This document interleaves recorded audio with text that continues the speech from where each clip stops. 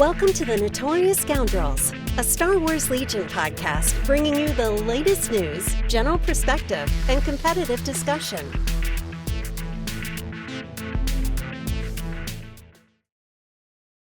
Hello and welcome back to the Notorious Scoundrels podcast. I'm Kyle. I'm here with Mike and Jay. What's up, gentlemen? Hello. Just a wonderful world in the galaxy that is Legion, I guess. Yeah. Whoop, whoop. Yeah. I got nothing. Mike and I are a little punch drunk from Stormtide, so we went heavy into Stormtide, and here we are Monday after launch. Stormtide released on Friday, right? Yeah, the pre-releases, and then once people pre-order, then August delivery, mid-August we're looking at. So it's pretty cool. We got a ton of people. We're really excited, which is great, and still getting more and more. And if you haven't yet, take a look and sign up. It's going to be a blast. And I just little PSA real quick before we move on. But a lot of people have been wondering, what's in these boxes and how come we don't know everything that's in here. And two things to that. One, we're going to do an opening here in the next couple weeks where you'll get to see a lot more. But then two, a lot of it's hidden information. So you got to trust us. We're players just like you. We're guys just like you. We take it very seriously what you spend your money on. And so you got to trust that we're going to put stuff in there that's going to be worth the subscription. So do it. Sign up. It's going to be amazing. It's going to be a ton of fun. Part of the fun here is that you're going through the box and you don't know what's in there, and X, Y, and Z happens, right? And right. So we can't tell you what that is because that ruins the surprise. That'd be like throwing you a surprise party and telling you what cake we were going to give you at your surprise party. It ruins everything. German chocolate, I hope. Yeah. I only do ice cream cake. I don't know about the rest of you fools. But listen, I just do whatever Rachel gets for me. So whatever she decides, that's what I eat. So So anyways, that's what we've been working on. So we're a little tired. To say we're punch drunk is maybe not enough credit. I think Jay and I have been on the phone or voice chat or like a video call for probably 4 hours today so far. So here's another hour and a half. So love you, Jay. We're doing it everybody. Yeah. Cool.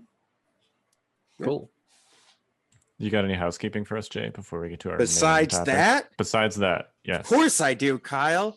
As always, if you guys want to support us beyond the product that we do sell to you, we do have a Patreon as well. And I know we've talked about this, but again, just a reminder, it's there. We're about to actually reach a really cool milestone. So one of our goals, which is once a month, we'll have a live Q&A with us, some version of the three of us, just for Patreon members. So if you have burning questions about how to play Rexstar, you can come on and ask Mike. If you have burning questions about B2s and Maul, you can come on and ask Kyle. And if you have burning questions about anything ridiculous, you can come on and ask me, because that's what I know is the ridiculous. And so we're really close to that goal. So if you sign up for Patreon now and you help us reach that goal, you can be part of that monthly Q&A session. And then also every week, it's been mostly Mike and I, but we try to get some of the other Fifth Trooper people on there. But we do our After Dark podcast, which is Patreon exclusive podcast, where we talk, it's a lot behind the scenes. We do a lot of theory crafting on lists. So Mike and I just did a bunch of party bus theory crafting this last week on After Dark, which was a lot of fun and kind of Mike opened my eyes to a couple ideas for the party bus that blew my mind. And I literally have just been thinking about party bus and fleets all weekend. And so that was a fun little thing. And so that's the type of stuff you get on Patreon. So that's it. I'll stop. That's all my housekeeping. Did you talk about the party bus power slide by chance?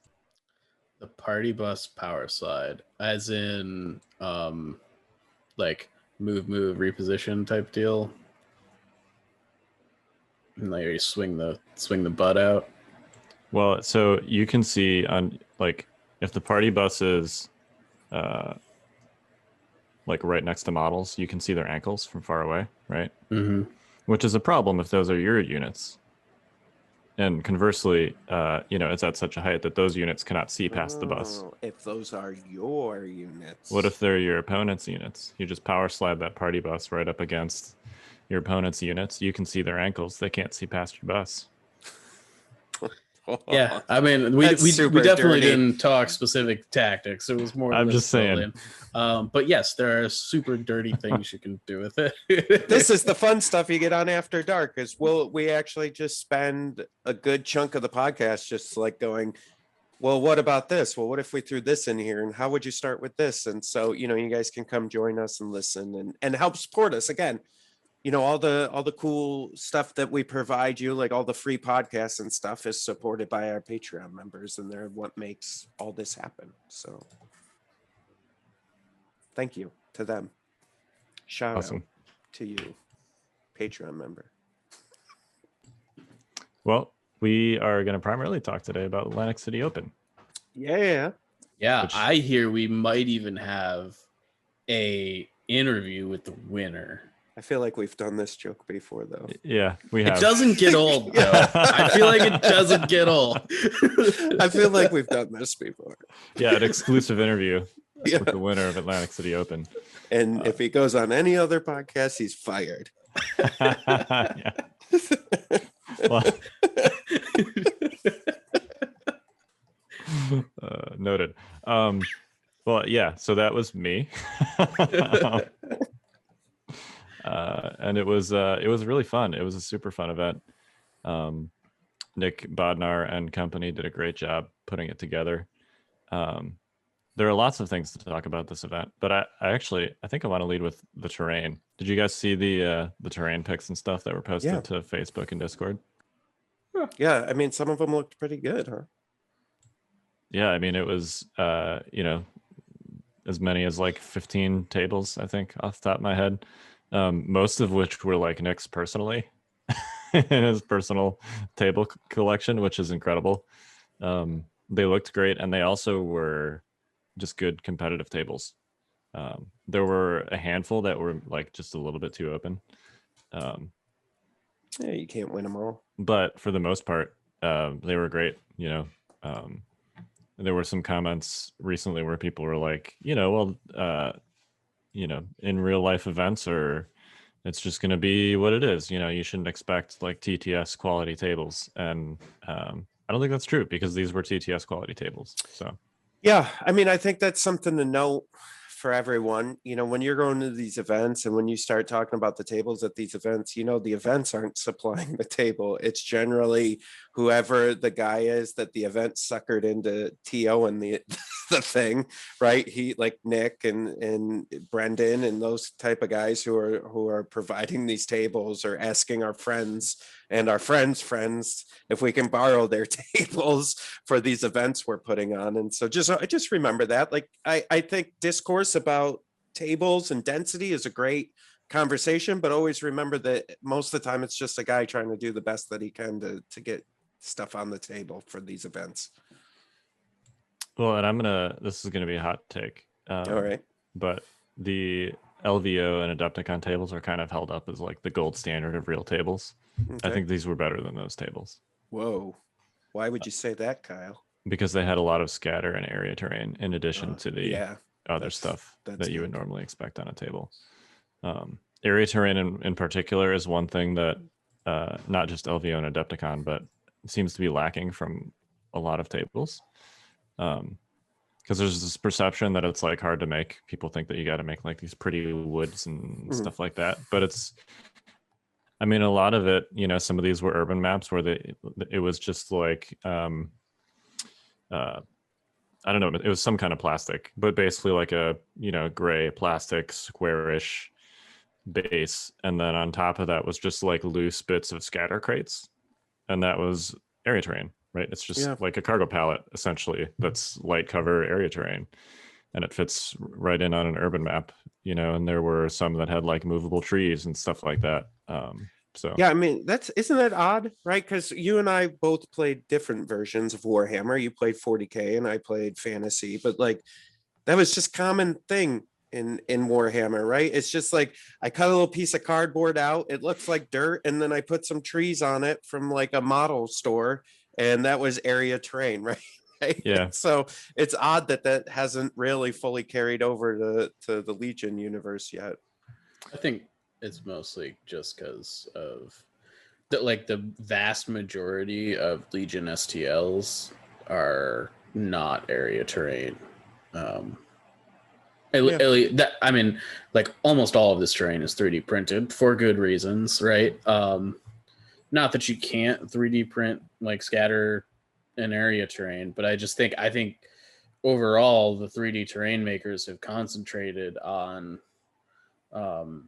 things that are not scatter and not area because they look cooler, right? Like I would rather have an X-wing to hide behind or a building that looks dope or than some random trees, right? Yeah, it's boring. Yeah, which is okay, right? It's boring is okay. Yeah, I mean, but it serves the purpose, right? Well, and you can combine it with things that aren't boring. One of my favorite maps that I played on, it was like I think it was called like Hoth installation or something, but it was a bunch of like awesome 3D printed buildings, that were hobbied up, like they had snow flock and stuff on them. They had those crate pallets that were area terrain. They had like loose scatter crates. And then there was even like some Imperial speeder bikes that were magnetized on like that were just like parked on the roof of one of the buildings. It was really cool. Very good attention to detail. And the crate pallets looked like perfectly in place with the rest of that awesome hobbied up terrain on that table. Like, yes, individually they're super boring, but that doesn't mean they can't be part of like a larger, awesome looking, well hobbied table. Yeah. So yeah. I also, this is just a personal preference, but I think like one of my issues with scatter terrain is like if you put it on the board loose, it just moves around all game and it's kind of a pain in the butt. I really like making like a scatter area terrain piece, like, doing the same thing you would do for area terrain, but just gluing the scatter pieces to it, right? That is the tough thing with like those area terrain forests is sometimes the trees you kind of tip over as you're trying to either move through them or move around them. Yeah, I get it. There's definitely ups and downs, right? For upside, downside for all of that.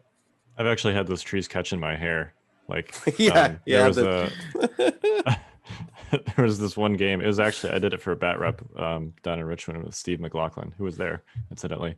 But during that, he had those area terrain with the loose trees. And there was this one spot where I kept checking line of sight, and every time I would go down, it would like snag one of the trees and like fly off the thing. Jay had a similar problem when we were playing a game at his house the other day. There was a clump of trees up on top of like a cliff, and every time he hit it like without he just kept knocking it over. He eventually just like took it and threw it off the table. Yeah, it's like you know what, Trey, you're done here. Yeah. Oh man. So yeah, terrain great. Nice.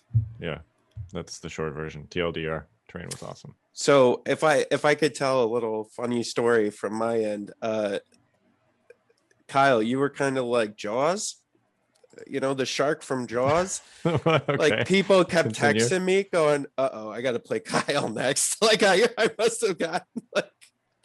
Yes, so first it was Evan. Evan's like, oh man, I'm up against Kyle, and I was like, good luck.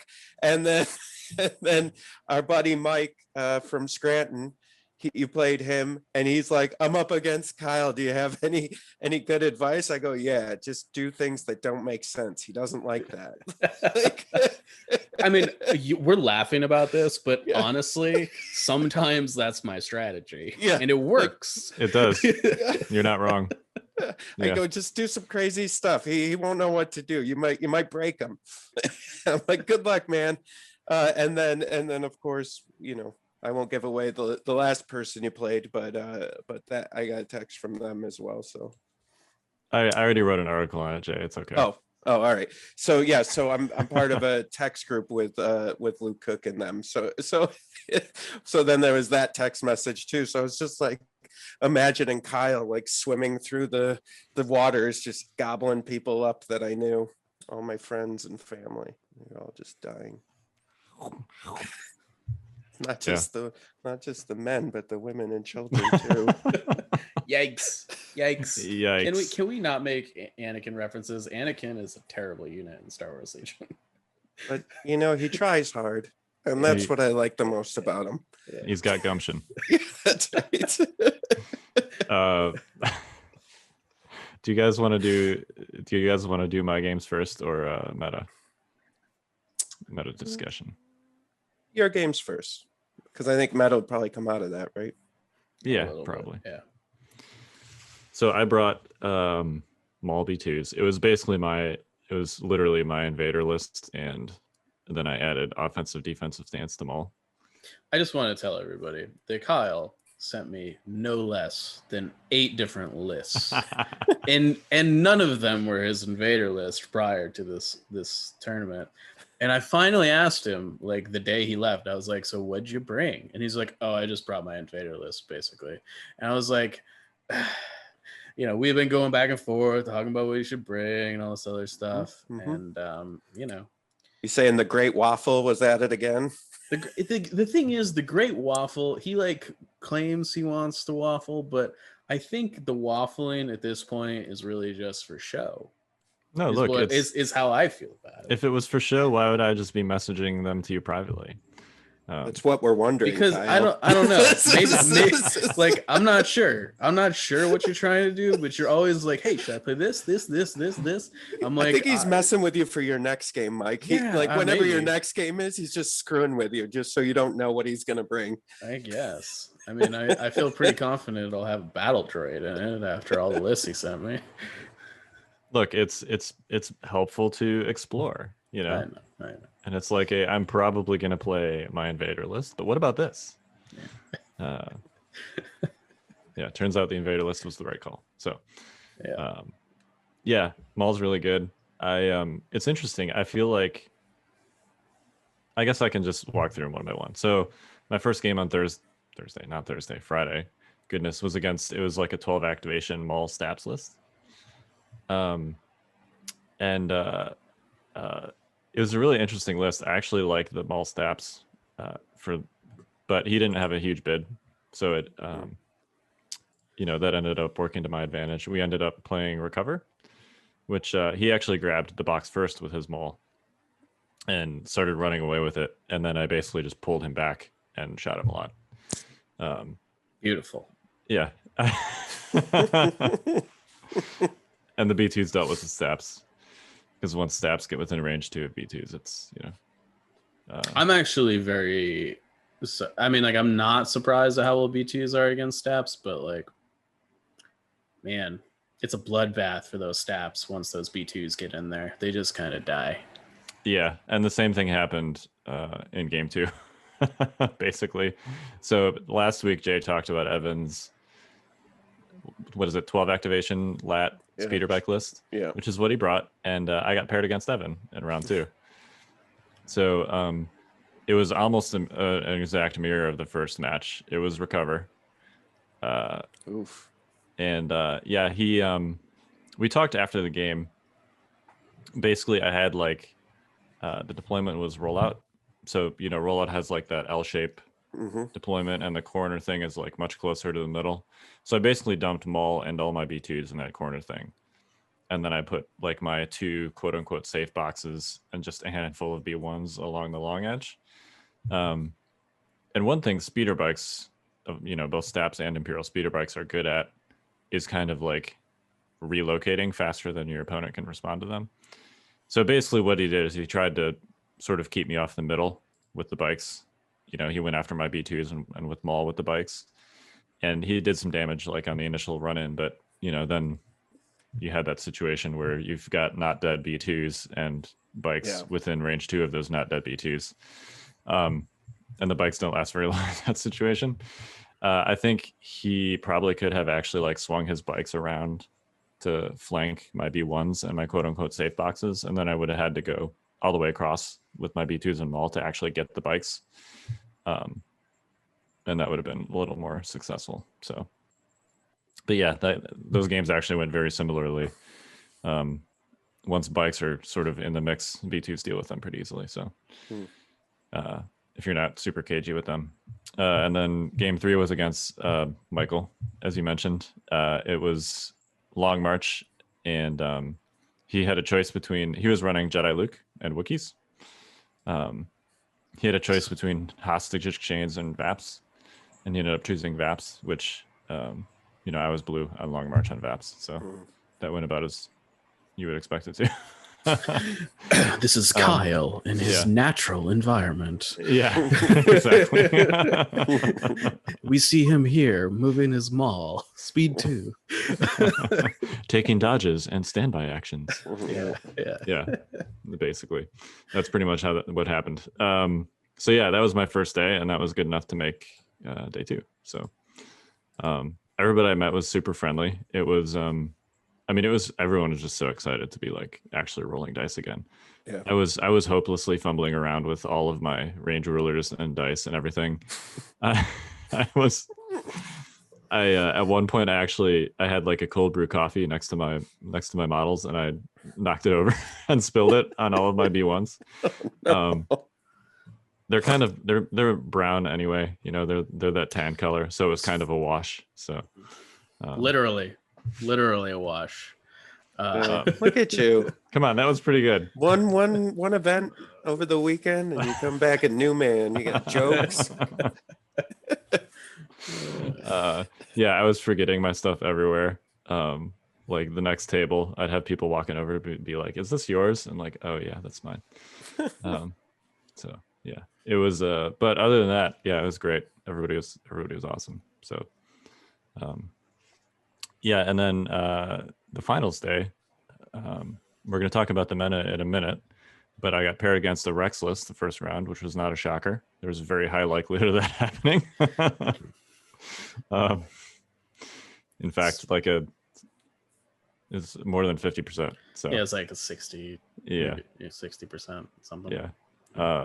So Alpaz was the Rexless in question. Mike, you're going to be proud of me. On day 2, I was extremely aggressive in all 3 of my games. I have taught you well, Patrick. Yeah, so it's weird. I feel like, I played this list for the entirety of Invader. I feel like I'm finally, I don't know. I don't feel like I still don't feel like I have a good handle on it, but I feel like I'm getting a better handle on it progressively.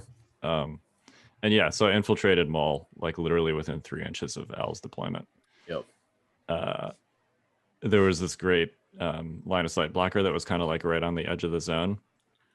So he could have like scouting partied around it to get like a first turn shot on where Maul was, but then he would have been in melee range of Maul on the first turn. Yeah. And if he doesn't kill Maul there, then Maul's just embedded permanently. Well, and I think that is a skill that I think a lot of players presently, like, as soon as people start learning that, like the first time I saw Maul, I was like, ooh. Like infiltrate will get you killed a lot if you don't know what you're doing, but Maul specifically due to like his like move standby shenanigans, infiltrating him like in your opponent's deployment zone sometimes is like, it's a thing you can do that isn't the worst. Yeah, you got to be careful where you do it and when you do it. Yeah. But it was also I forced payload. I think payload was 3rd slot, so I learned from our game. Got to force clones to move, so I forced payload, and it was major offensive. So the payload was like in that corner. So I basically infiltrated Maul to be starting as a scoring unit on his payload. And seems good. Yeah. The first day, my first 3 games, Maul did not attack a single time. This game, I think Maul attacked every turn, including the first turn. So that's a lot of dead clones, I feel like. Yeah, I mean, some of those were like saber throws and stuff, but even still. Sure.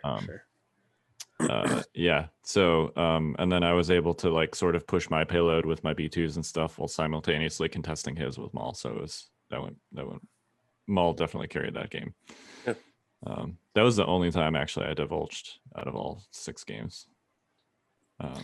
Yeah, I feel like the divulge there can be in that scenario, that specific scenario where you can get Maul into a position where it's kind of a no-win situation for your opponent on like in deployment, is incredibly powerful. It breaks, I mean, not doesn't break the game, but it defines how that game is going to be played completely. Yeah, and it's, if you want to do that, you have to make it like the first drop. Right.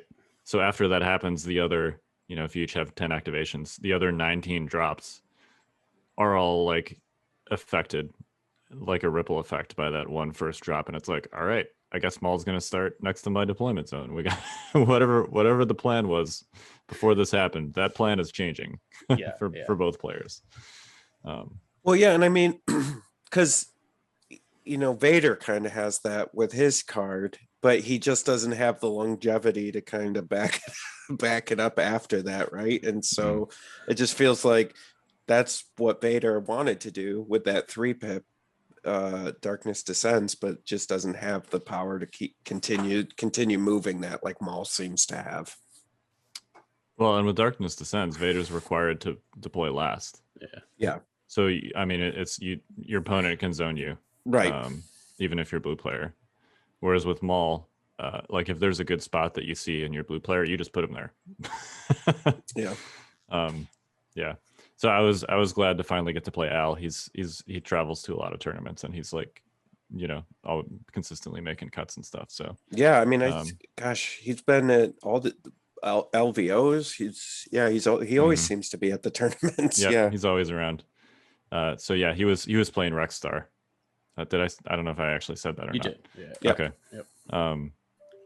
Yeah, it was the 5 core heavy version. He didn't have R2, so the Dashes version, if you will. Yeah. My next game was against Ryan Slawowski from Stabcast. So he promised a fanny pack to me because I told him I was excited. I was very interested in I thought it was hilarious to have a fanny pack for a token bag. So he gave it to me, which was very nice of him. Ryan's another guy that's like consistently in the top cuts of tournaments that I've just never played. So I was glad also to get to play him. He was running Jedi Luke with Cassian. So that's a good list. Yeah. Jedi Luke's always, I love Jedi Luke. He's like my favorite character. So got to respect the list. That also, I have a lot of experience with Jedi Luke too. This was another game where Hemden was the 3rd slot and I forced it because I wanted a slugfest from the start of the game. Yeah. And that's what happened. Maul and Jedi Luke basically canceled each other out. They essentially killed each other. Jedi Luke killed Maul with Son of Skywalker, but by that time he only had one wound left. So then my droids just shot him. And then it was like B1s and B2s against Rebel Troopers and Cassian and K2 after that, basically. Yeah, I sort of feel like that ends up just like he clearly has a lot of like high points cost Pierce just in those 3 heroes, right? I think once the lightsabers are pulled out of that situation, I think the droids are like pretty heavily advantaged. You kind of need to trade Op Luke for more than just Maul in that situation. Yeah, and he had Biston too, which was those ion tokens are a real pain against droids. Oh, I'm sorry, Kyle. Did you lose some actions? Actions that I couldn't roll off or anything. God, a little side tangent, but isn't this the most fun about Rebels? Like you just named like 4 characters. Like he just and then he had this, and then he had Cassie. And wait till we get to the other Rebel list that made the top 8. I just love that about Rebels, right? Like you have all these named characters, and you're just like, and then I had this. It's so good. Yeah, and it's a good list. It's not like a meme list. It's like an actual good list. Yeah. So yeah, you're right. It is a pure stack list. It's a list that is centered around getting as many like reliable individual wounds through as possible. Yeah. Which is well positioned against Rexstar, which is why it got as far as it did. But not so great against like a horde of B2s with a copy of Force Push in it. Yeah, I mean, don't get me wrong. Like Obluk can like wipe a B1 unit by himself, right? Oh yeah, but most of the other things in that list cannot. Correct. Yeah. So once the Force users were removed from the equation, it was a shootout basically, which ended up going the droids' way. So, so yeah, that was game 2 on the second day, and then Luke Cook, managed to avoid each other for the entire tournament successfully until the finals game. So yeah, I guess you guys were roommates, huh? We were, yeah. And he played on a different heat day, so he played on Saturday. So of course we avoided each other in the heats, but and then we didn't get matched up at all on Sunday until the finals. So that was nice. When we woke up, he was playing the I think it's called the Droid Invasion and the Appearance of Darth Maul from Phantom Menace. It's that song that they play when they start like all the AATs are rolling in and then Darth Maul shows up. And we were the only 2 droid players that made the top cut. And he was running AATs and I was running Maul. So it was hilarious. It was extremely fitting. And we're like, let's just knock out all these Rex stars and then we can have a droid on droid match in the final. And that's what happened. So, yeah, it was, I did not feel great going into that game. The table was it was one of those where like it's super line of sight blockery if you're in a trooper on trooper matchup. Yeah. It's like that. I think it's like a Jedi temple. Is that what it is? The terrain set. I think it's one of the STL guys. Almost all the terrain I think is Imperial terrain, right? Dave stuff. Yeah. So it's got like all these like walls and ruins and stuff, which are like they're shaped really nicely. Like there's one piece in particular that's like a half circle or like a third of a circle or something, which is like an amazing shape for a line of sight blocker. And they even have like these little legs that jet out of them, which is great too for getting heavy cover and stuff. But they're just not quite tall enough to block line of sight from AATs. Yeah, or things that can like jump up on top, and right? Things like that. There's a lot of like if you get like any height advantage on that board, you just see the world. Yeah. Now, if you get a model like right up next to those things, it's actually pretty difficult to see over, which ended up being really important late in the game. But basically, my assessment when this started, he forced Long March, and basically I could either like the way the objectives worked out, it was like KP and VAPS in the second and third slot. So I could either play KP on Long March or VAPS on Long March. As red. As red, yes. Yeah, just to be clear. And I'm like, well, let's play KP. And the center objective was one of those where it was small enough. It was a small, flat piece of area terrain that the tank could cover fully. So, yeah. Rip. Yeah. So basically, I was like, I have to. This was like I said, you'd be proud of me. I don't know if it was actually the right call, if it just ended up working out because I got some hot dice at the right moments. But basically, I'm like, I'm just going to plow straight across the table. And some droids are probably going to die in the process, but I need to get some shots on these tanks early and often because if one of them survives to turn 6, it's just going to be able to cover the center point, and I'm not going to be able to score. So, no, I think you made the right call. I mean, I just like there are some games where you have to get super aggressive, and frankly, like in a game like that, particularly with the AATs being able to just see everything, like they're gonna just slow bleed you to death if you don't get aggressive. Yeah, and that's basically what I figured. So I lost a lot of stuff on the way in. I lost 2 full B2s and 2 B1s. But in the process I killed one of the tanks, and then going into turn 6, there was a tank that had 2 wounds on it, and it was close to the center.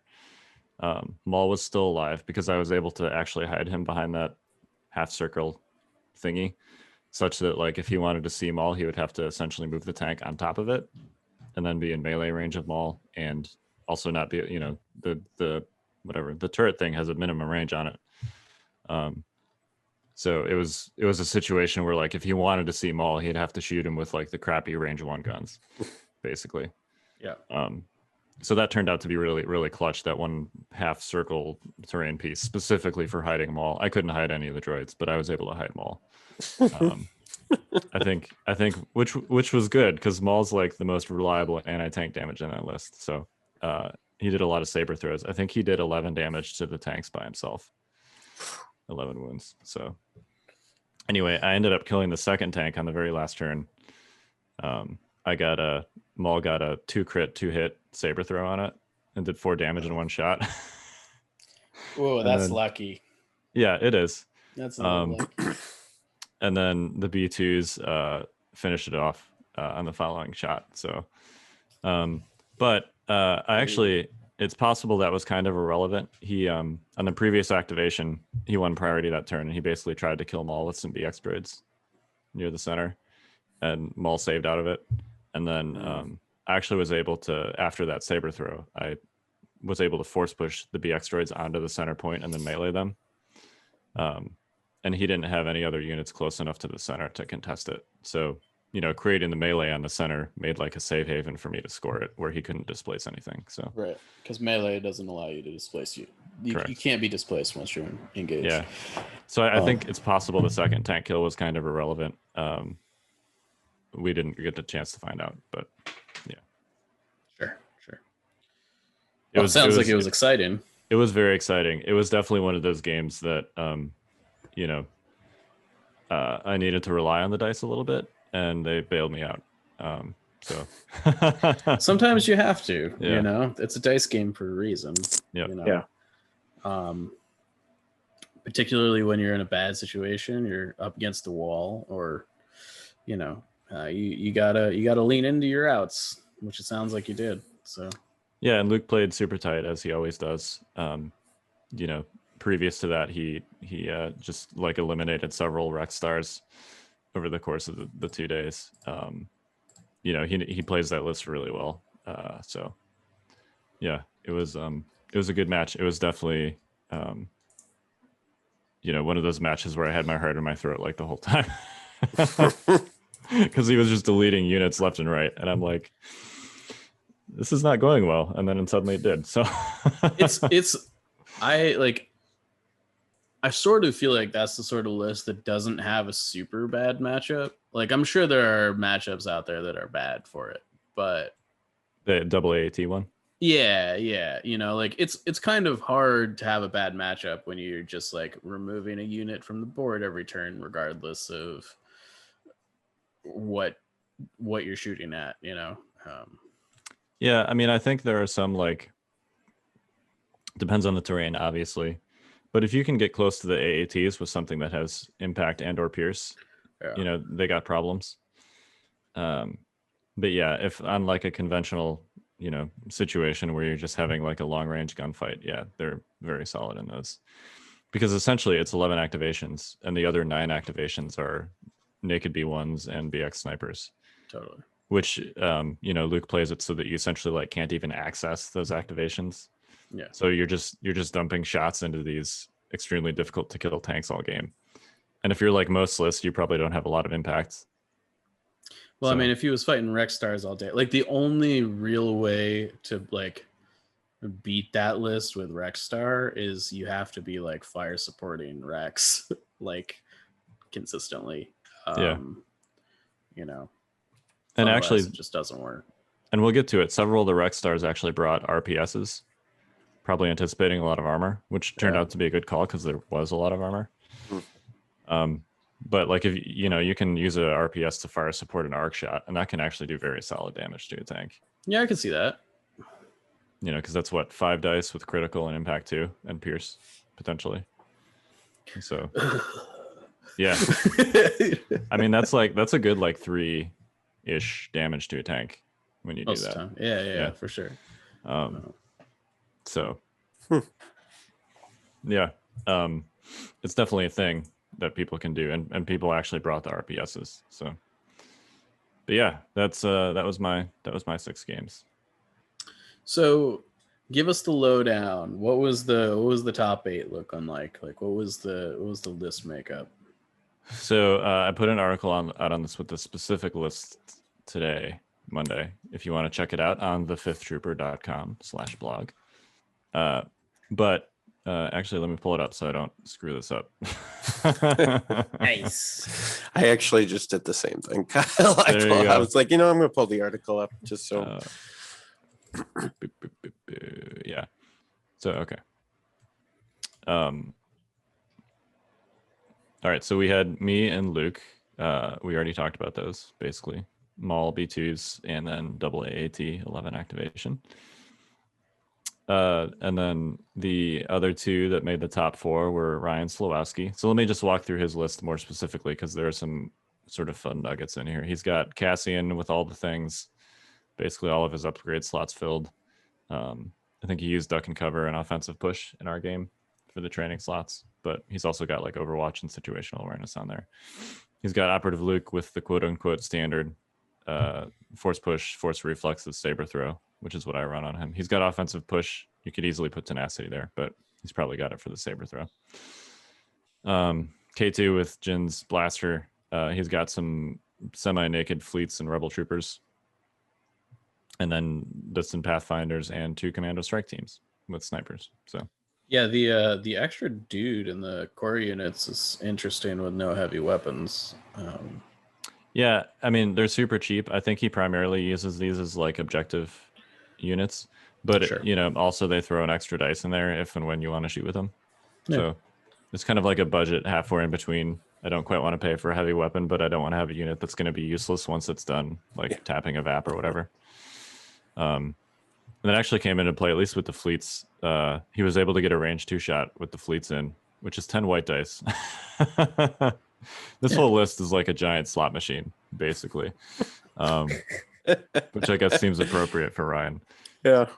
But yeah, those 5-man fleets are pretty nasty for only 47 points. So, and then Mike Cirillo ran Rex. It's the five core heavy Rex list, basically. Yep. The only slightly different variation in here is he's got a DC 15, which I feel like is kind of like a hedge somewhere between the Z6 and the RPS, as if you want a little bit of extra critical in your list for armor.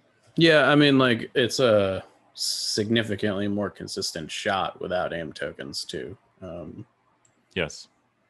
So I mean, doesn't do nearly as much damage, but as a one of, I don't hate it. And then the other 4 rounding out the top 8.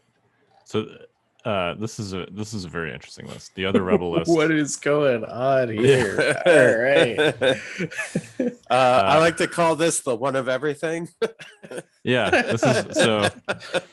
We did a Rebel Special Forces episode, and we were like Wookiee warriors or Mandalorians or Pathfinders, and this list says yes. To everyone, all the above. Yeah. Yeah, so I called this a Rebel Smorgasbord list because it's basically what it is. It's got Cassian, Chewie, K2, Rebel veterans, a Mark II, Rebel troopers, Wookiees with a bowcaster, Mandalorians with the duelist and the rockets, Pathfinders with Biston, and an FD turret. Am I crazy, or is this list just cry out Gordon Chase? Like, this seems like someone who likes to play with no order control whatsoever. Yep.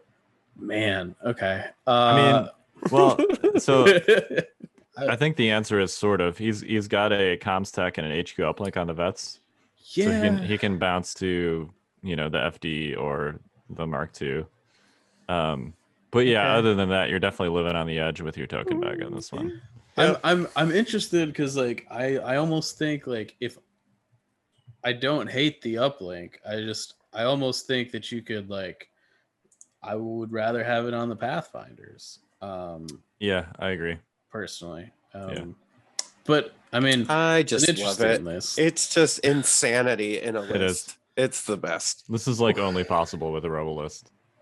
Yeah, I mean, if somebody put that down across the table from me, I'd just be like, okay, all right. Yeah. I guess this is what we're doing today. But you know what? I love it when people do well with these lists where you're like, hey man, this guy just really seemed like he wanted to just play all the things he loved, and for him to be in the top 8 is just really cool to see.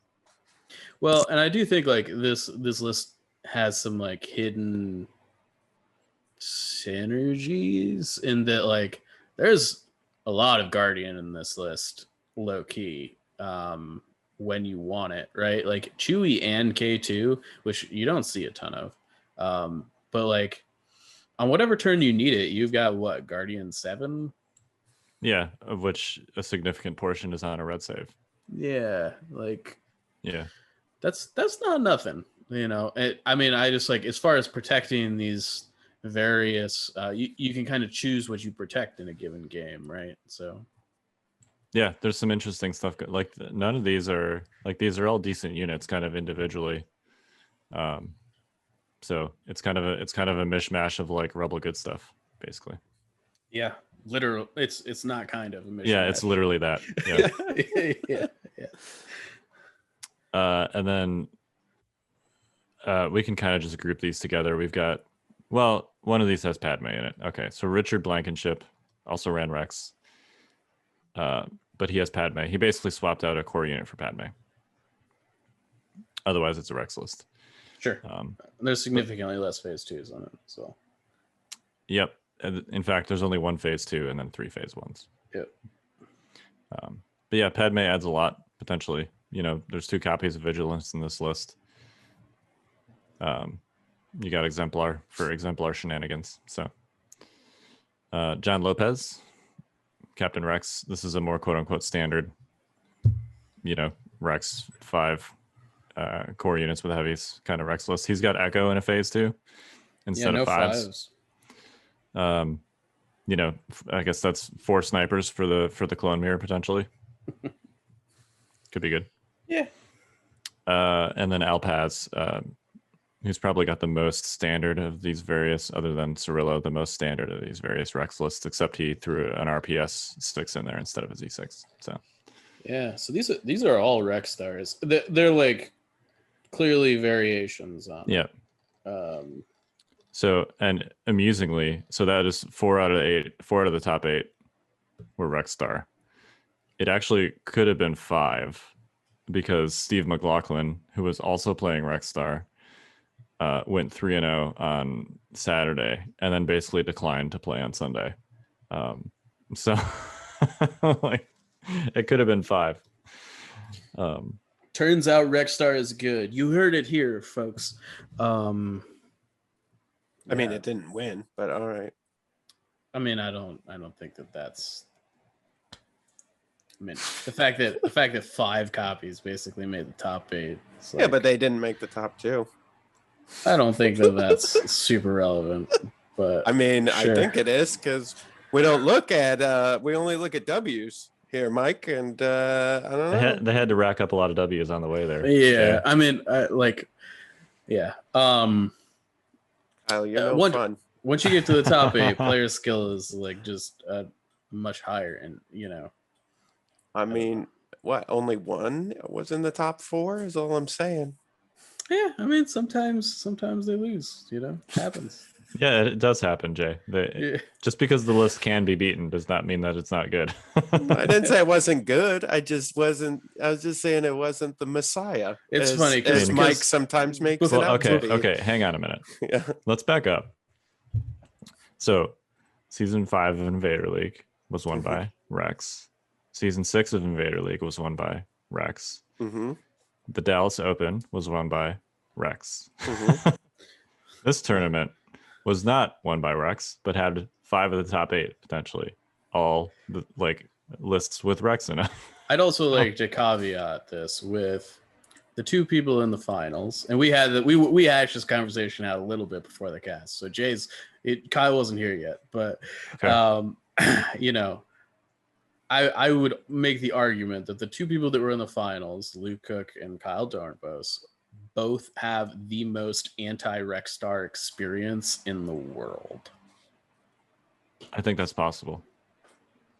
Like, just to be clear, like, Luke Cook has played a ton of Rexstar and like also has played a lot against it, particularly with these new lists. And you've played a lot against Rexstar in your you know, so I just like, as far as like hard countering Rexstar, this was a good top 8 to do that in, I think, you know. That's my take. Yes, I think I've probably played against Rexstar more recently. Like in this meta, I played against more Rexstar than any other single list. Yeah. All right. I think I can say that pretty confidently. Here's a question, because this was part of our little discussion beforehand. At what point does pilot become more important than list? So I feel like it's a little bit of a loaded question. Yeah. I mean, I think the answer to that question is always. Yeah. Is the short answer. Mm-hmm. So I'm not saying don't pick another list. I'm just saying if I or someone, Kyle, Luke, anyone, right, who's really good at Legion, it picks a list. It doesn't have to be a complete counter to Rexstar, but if they're really good at the game and really good at their list, that's enough. That should be enough to get you over the hump at some point. Yeah, I mean, I think it depends on. I think at the end of the day, it really depends on. It can't be like a double lat list or something, right? Well, that's not what I was going to say. Yeah. I was going to say it depends on who you draw straws against, right? Like everybody else, like if you look at this conversely, everybody else in this top 8 was playing the, you know, probably 2 best Legion players in the world, regardless of what list they brought. Like, it was going to be tough, you know? I mean, I think between Luke and Kyle probably have the most like high profile wins of any Legion players. I think I could be miscalling that, but I feel pretty confident about it between Invader League and all like the grand championships and stuff. So, I mean, I don't know. Clearly skill is a very big part of the game, you know, but I think that like lists can carry, like Rexstar is a list that can carry people for sure, at least early on. I think it gets tougher when you start to deal with people that like know how to play against it, though. It becomes a much harder matchup. Well, like what if Luke was running it, you know? I mean, well, that's the other thing. The season 5 Invader League winner with Rexstar was Luke Cook. So, yeah. You know, like the answer to that question, the short answer, Jay, is always, but ultimately it's going to be a combination of the two. And if both players are equally skilled, then what's the difference? Yeah. So. I mean, yeah. It also, I mean, I think there are a lot of conditions. I mean, clearly either of you could have been like, I don't know. The way I look at it is that as far as if we're like evaluating list performances, I think you kind of look at the top 8 as a whole. Like, I feel like any of the lists that made the top 8 probably like could have won. There's a couple interesting ones in here that, and I think like there's certain percentages I think some have to make it, but I think as far as discussing the meta goes, and like if you make day 2 with lists, I think that's where the interesting conversation is. Just in, you know, yeah. Personally, yeah. I mean, the takeaway here should definitely not be, well, Rex didn't win, so Rex is fine. I'm telling you, Rex is fine, guys. He's fine. No, I'm Everything's not saying cool. Fine. I think there's definitely things that need to be fixed. But what I'm saying is that I feel like sometimes when we talk, and when we talk particularly about Rex, it's almost as if you're not playing Rex, you don't have a chance at any of these tournaments. And I'm just trying to point out to people that if you have a decent list and you're good and you play and you practice, that you actually have a solid chance of doing well.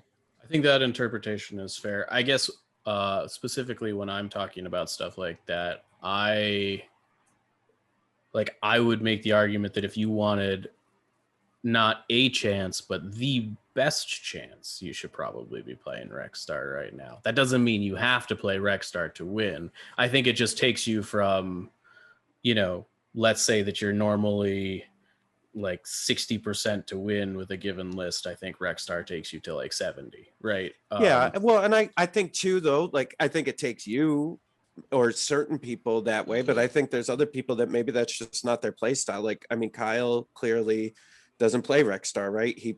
Droids is more of his play style, and that's where he's going to. Well, hang on, Jay. Yeah. I don't own any clones. Right. It is too late for me to buy into clones. Sure. Since I've already bought the other 3 factions. He says, I promise you guys, like 3 years from now when we're having this conversation, he'll be like, oh, I'm playing clones. Yeah. But I mean, he'll have had them for 2 years. You didn't have to buy any clones for Invader League. No, but I also view Invader League as I've said this before on the cast, but I view Invader League as like clearly it's its own tournament worthy of its own accolades, but I also like I don't get a lot of Legion games in. And I view Invader League as like practice for the world circuit. So I'm not going to play something for Invader League that is literally impossible for me to play in real life, because those games are essentially like wasted experience, if that makes sense. Maybe I've got the timeline wrong here, but I'm pretty sure I don't. What happened? What did you purchase after you won that Invader League with Empire? Just out of curiosity. Well, Empire. Okay. All right. I want to counter your narrative here, because you're yeah, because you were like, ooh, I want a tournament with Empire. Maybe I should pick them up. And I sort of feel like you would do the same thing. But do you remember why I said I was going to play Empire in that tournament? I mean, no, not really. My okay. Like, yeah, no. Because I had so many games in already with Luke Leia, which was like, the rebel archetype at the time. Okay. And I had never played a game with Empire, and there were only 2 factions at the time. So I basically did it to get a feel for what the other faction was like, so that I could counter it properly. And then because you won, you purchased it. That's because I the really narrative. Yes, because I that's really liked it. That's the narrative I've hit it. Yeah. Is that really? Yeah, Mike only remembers things when it fits his narrative. But at this point, I already like if I didn't own Empire currently, and I only had 2 factions, yeah, then I could be like, let's try Gar to see if I like it, and then if I like it, I'll buy it. Sure. But there's like no chance of that happening right now. I guess what I'm saying, didn't we have an argument against this though? That if you really wanted to get Gar, you could right now. Like if you really wanted to play it at a tournament. I'm gonna owe him pretty hard here in about a week when he airbrushes all my stuff. So, but what I'm saying, I guess back to the original thing is what I was getting at was that I'd like to impart like kind of an imparting theme from ACO. Was Rex there? Yes. Is Rex good? Yes. Is it the end all be all? No. You can survive and do well at a tournament. I mean, look at those rebel lists. That one was just nuts. Like, how does that, you know what I mean? So like that, this is the thing I'm just trying to say is like, there's other pathways to glory. 100% agree. Rex is undoubtedly the boogeyman in the room, though. Yeah, sure. I think we can all agree on that. It's kind of like during the Tauntaun meta, right? Where like you had Tauntauns to be ready were for not Tauntauns, unbeatable, but if you went to a tournament, you needed a plan to deal with Tauntauns. Absolutely. Yeah. And I think we're all on the same page with that, right? Like if you're going to a tournament, you got to be ready for Rex. It's clearly going to be there. You had how many Rex lists in that top 8? Like I get that part of it, but I'm saying that I don't feel like people have to feel like there's no hope if they don't want to play clones. There's clearly at least 2 other factions that are doing very well and can thrive. And there's no party bus. Like how many party buses were there, Kyle? There were 3. It's crazy. Across 2 days. Yeah.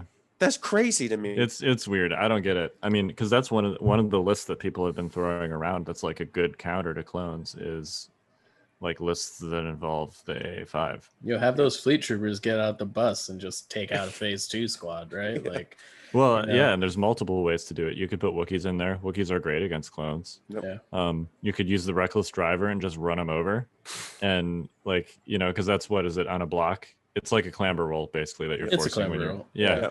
So when you're talking about clones, you're talking about countering them is looking for ways to cause wounds that involve them not rolling saves, and that's one of those ways. Like just run them over with a bus. So yeah, I it's interesting too because originally my thought was, well, maybe it's just too new, but there were actually quite a few lats. The lats was the most popular heavy. There were 8 lats. So I have a hypothesis on this. All right. Okay.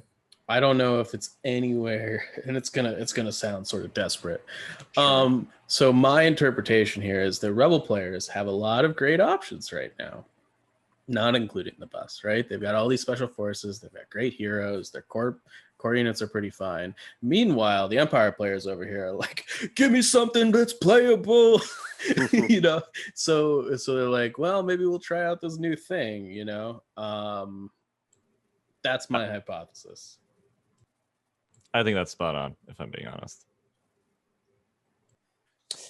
Yeah, I just wonder, did we forget? I think we just forget. We have short-term memories, right? And I think that there's lists that have held up that, listen, I know what you're going to say, Mike. There's certain things that the clones do better, but it doesn't mean that Empire does it any worse for Empire. Empire still does it well, and that's like a Bosk Krennic Shore Trooper list, right? It's still a good list. It still does exactly what it always did. And I understand that clones do it better, but like for some reason, everyone's just forgotten that. And it's like, yeah. I will agree with you to some extent. I think every Empire list should, if you're trying to like win a tournament, every Empire list should have Bosk in it. It's their best piece by like a mile. I do think to some extent the whole like Imperial gunline thing, I think specifically the Imperial gunline Rexstar matchup is really bad for the Imperials. Just from like you're both trying to do the same thing and one side shares aim tokens, right? Like but I think against most lists, you're generally right in that, yeah, Empire is pretty playable against most of the other lists in the arsenal. But I think you have to take the pieces that are good, right? You gotta take Bosk. Like you have to. Like I just it's weird because it's hard when people say, Evan's list was creative, and I think it was interesting way to look at the lat and triple bikes and 12. I mean, it's an interesting way to look at it, but going in knowing that, like, if you wanted to be highly competitive, that was more of a trial list, right? And so I fear that we're going to come back from this and go, okay, 1 + 1 = 3 now, which means, saying, well, no Empire list won, and therefore they're not good. When really, in reality, was how many Empire lists were there that were actually trying to be really good versus being experimental. And that's going to be a hot take right there, Jay. Yeah, Jay making the call outs. I don't know. What do you think, Kyle? So I'm gonna slightly disagree with you, okay. And I'm gonna extend your list of things that you should take to Bosk or Iden. Yeah. I would argue probably both. Yeah, maybe sure, both. Sure, yeah. Yeah. But yeah, I think if you're taking like a serious I want to win a tournament Empire list to a tournament, you should be taking Bosk or Iden or both. Yeah. And just looking at the unit counts, like how many Bosks would you say there were in this tournament? I'm gonna guess there were no more than 4. There was one. One. Yeah. See, that's crazy talk, everyone. Yeah. What about Iden? 2. I'm gonna go with 1. Yeah, Jay's got it too. Damn. I didn't know. I'm just guessing. I'm just guessing here, Mike. Yeah, I mean, those are definitely as far as it's too low. So I have another question. Do you have full unit counts in front of you? I do. Is that a thing you have? How many Imperial officers were there? 2 total. Yep. Okay, guys, look, we just named the best 3 units in the commander and operative slots for Empire, and there was a total of 5. And I bet you some of them were in the same list. Yeah. If I had to guess, like, yeah, I mean, I'm not gonna go as far as saying the Imperial generic with like electro binoculars is as good as the Clone Commander, but it's like not that far away as far as like 2 aim tokens for like 50 some odd points a turn. You know, it's hard to beat that rate. And I guess what we're trying to say, Empire players, is salvation does not lie in the lab. Salvation lies in units that have already existed. You need to just get them on the table and get them going. I do think there is not to like turn this whole thing about Empire, but I think at this point, with how terribly they've been doing in all the tournaments, including this one, like, we just have to have this conversation. Like, you know, I do think that like you need to go back to like the Gunline Iden Bosk format, and you have to decide if you're taking shores or stormtroopers. And if you're taking stormtroopers, you got to be taking captains with like, I actually saw a pretty good Captain T21 list that I didn't hate. Like, I was like, okay, that's a lot of crits. You know, I prefer the RTC for sure, but I think you have to go captain offensive push. Like, you have to lean into coordinated fire, which is still a good card. You know, people might not, people forget, but like aim sharing was a thing before clones existed. Yeah, it was just on a command card. Well, and again, I think we're saying the same thing, Mike, is just because something does it better doesn't mean that Empire stopped doing it well. It just means that your focus got torn a little bit, and you got to go. We all have to refocus back to the good old days of the Empire, right?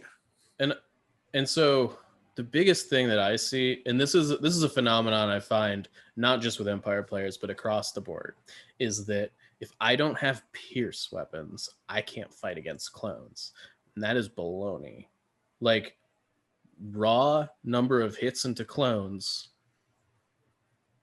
does more damage than Pierce weapons if you're like really into it. You know, it's just like are some games you're gonna have trouble because the clones are rolling hot? Yeah, maybe that's not your tournament, but on average, like, a clone should die every 3 hits. Like, you know, and if you're a short trooper squad that's pushing 6, which you can very easily do, like, you're still killing 1 to 2 models every shot minimum. So yeah, I do think that people lean into Pierce a little. People are like, clones must have Pierce, and like, you should bring it, but that doesn't mean you shouldn't shoot with your other units. Yep. You know, I see a lot of people get caught up in that mentality, like, oh, I'm shooting at clone saves, I might as well not shoot. And it's like, no, that's not how this works. Yeah, I mean, I think it's probably partially our fault, right? By talking up clones so much that Mike. Actually, I'm looking at you, Mike. It's partially your fault. No, it's for, you know, I think all of us talking heads, we talk up clones as if they're the end all be all, but really there's a lot of other options. You just gotta really try. And I understand if you're going to have fun and you're just looking to have a good time and you want to, you know, use crazy units and do this crazy stuff because it's fun and it's going to be interesting and maybe you'll get a win or two. Awesome, dude. Good for you. But if you're going to win and you bring something crazy with Empire and then complain about how Empire is bad, well, it just doesn't work that way. Well, and not to get, I don't really want to continue going off this deep end, but I do think that it is. You do it. No, because I don't want to get DMs from Empire players saying, like, why are you saying my faction is good? It feels horrible again. They can DM me. I don't care. That's fine. DM Jay. He'll take messages. I just ignore him. But I think it's interesting that if you look at like the majority of like clone lists, they're all things that look competitive, right? Like you look at them and you're like, this looks competitive, right? Because they've got Rex in it, whatever. Whereas if that's your starting sample, is every clone list that is being brought to this tournament is competitive. And just to be clear, not all clone lists are. Yeah. But like, it sounds to me like 4 Rex stars made the top 8. Like clearly there was a ton of people bringing clone lists to, I don't, do you have a count on how many Rexes were at this tournament? Yep. 9. Okay. That is more than double all of the Empire named units that are good combined times 2, right? Basically. How many Gar lists were there total? Hang on. 13. Yeah. Okay. I mean, so, if you're bringing 70% of your faction lists are good, you're gonna make it. Yeah. I would be interested to see what a tournament looks like when 70% of the Empire players show up with Iden or Bosk in their lists. Yeah, and that's not we don't have the data for that because that's not happening right now. Right, because it hasn't happened. Yeah, I don't know. Yeah. Was there any Veers triple bikes? Just like old school Veers triple bikes? I don't know because at least the data that I'm looking at just has like the raw unit counts. I'm sure that Bushman will have some fancy stuff like that for us down the line a little bit. But anyways, sorry to take us down this tangent on Empire, but yeah, that's my view on it. Is we can't keep saying it's bad when no one's bringing good, like not no one. Sorry, when few people are not bringing good lists. So I want to explore this rabbit hole a little bit more. Okay. Because all right. What Empire list of those that were brought would you guess did the best?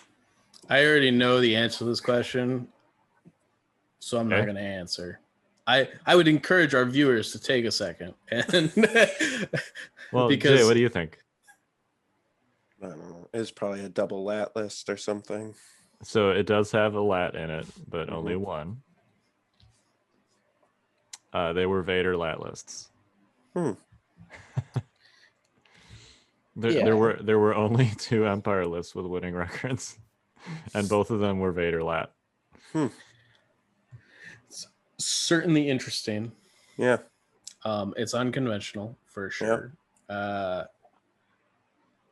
I personally am in camp. Maybe don't pay 130 points for Darkness Descends. But it's interesting.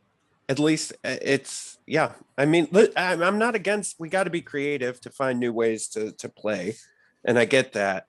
But you can't do that and then complain about it being bad. You just can't do both. Like you could be like, no, we know we're being creative. We're trying to find new lists. We'll get there, right? You can't, but then you can't on the other side then complain about it. So that's where I'm at. Yeah, I think you could argue that it's a little bit more reliable of a delivery system than Darkness Descends. I think that's totally fair. It's what 360 somewhat, maybe 50. I mean, I guess it depends on which Vader you're taking. It was operative Vader, I think, in both cases. Okay. Which I think look, I think operative Vader is way better than Commander Vader. So okay. I'm with you on that choice. I think that list probably struggles against droids. And I didn't see it in action, so I don't know like what it's. Those were both 2 and 1. And it's worth noting too, by the way, that there were some 2 and 1 lists in the top 8. Yeah. Because there were only 6 3-0 lists. So like in theory with better SOS, these lists, we could be talking about these lists in the same conversation as those like smorgasbord rebel lists. Yeah, and this conversation would look a lot different. I didn't realize that not everybody went 3-0 that made the top 8. That's interesting too. Well, I guess they didn't fill the event totally, which makes sense to why there wouldn't be. So yeah, I think you'd need a full 32 in each heat to guarantee 4 3-0s. And it wasn't a full 32 for each each. So, but yeah, the 6-3-0 lists, if you're curious, by the way, was 4 Rexes and then me and Luke. So, if you were wondering, just to drive home some points. Yeah. Jeez, Kyle. All right. Do you want to smack him, Jay? You have my permission. It's fine. So yeah, this conversation could be different, right? If those two Vader lat lists had a different SOS. Sure. But we were talking about like Vader's problem has always been delivery. He is one of, if not the most damaging Force users once he actually gets like embedded in your opponent's army. So if you can pay 130 points to just like, guaranteed Vader delivery service into the middle of your opponent's army, maybe that's not a bad list concept. I guess, except for it's more than a third of your list, points wise, just to get Vader somewhere, right? Like that's tough when you got all these other rebel and droid lists. I could have a bazillion other, like look at that one smorgasbord rebel list. Like, you mean I could have all this, or I can have Vader in a flying tin can? I don't know, guys. in fairness, the like Op Luke bus, the cost is pretty similar. Yeah, like it's really not that different of a concept. Yeah, but the bus has other things that it does. Like the bus is its own kind of thing that it's doing to protect whatever it's holding once it leaves the bus. The lat is more of a, I'm just gonna come over here, drop you off, and now you're on your own, pal. And then I'm gonna go figure out what I'm doing. It totally is. And once they're out of said transport, like Operative Luke, like definitely has the ability to relocate way better, clearly, right? Between jump and disengage and native speed too. So yeah, I mean, I think it is a list that we can entertain as, could it be good? Yes. Is it? It's definitely not on the proven side of things. No. I am curious though to see if people can be more consistently successful with that. I mean, maybe I'll try it out. I honestly, I have not purchased the lat because it's okay. I got 2. You can have one. Okay. They're a pain in the ass to put together. I saw them. They're menu pieces. I hate them so much. That kit is like kind of intimidating. I'm not sure I've ever put together a model that is as complicated as that kit is. Yeah, I mean, listen, we're getting into the regular hobby section of miniatures now, right? And I mean, I like that part. Like, I like the end result. I'm not so happy about the getting there. They do. I will say about the lat, like they look fabulous on the table. They totally do.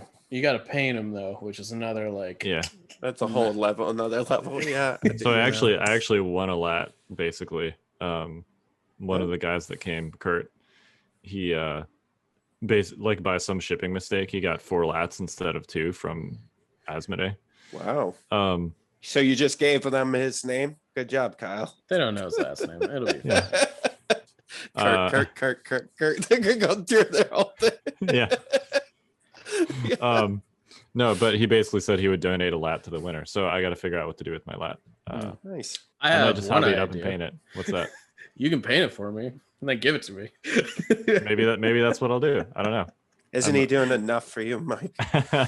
Painting your entire answer to that question is yes. It's funny. We were arguing about like what gray. Arguing's the wrong word. We were talking about like what grays to use on the airbrush. And he was like, one of these, and I just bought like all of them. So I've got like $30 in Vallejo grays. I just like I couldn't decide, So well, they're all gonna look pretty similar, Mike. So.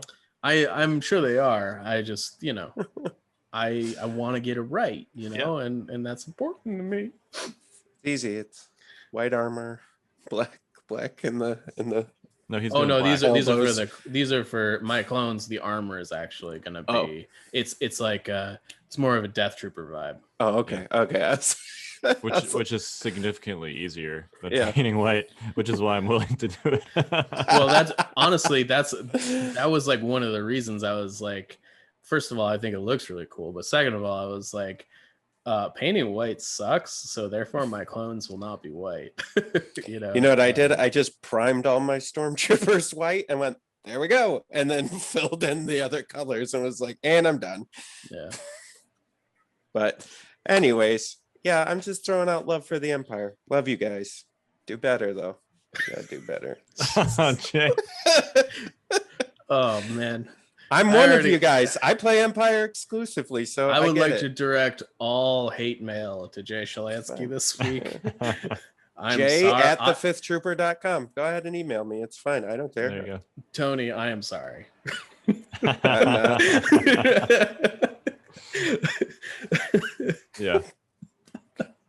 Yeah. So in conclusion, it was a super fun tournament.